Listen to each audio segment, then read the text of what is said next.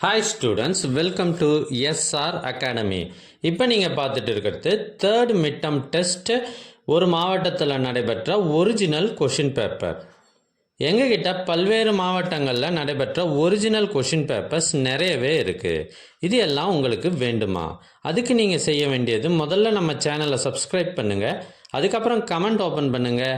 First கமெண்ட்டில் உங்களுக்கு தேவையான லிங்க் இருக்குது. இதில் அனைத்து சப்ஜெக்டுகளுக்குமான கொஷின் பேப்பர்ஸ் இருக்குது.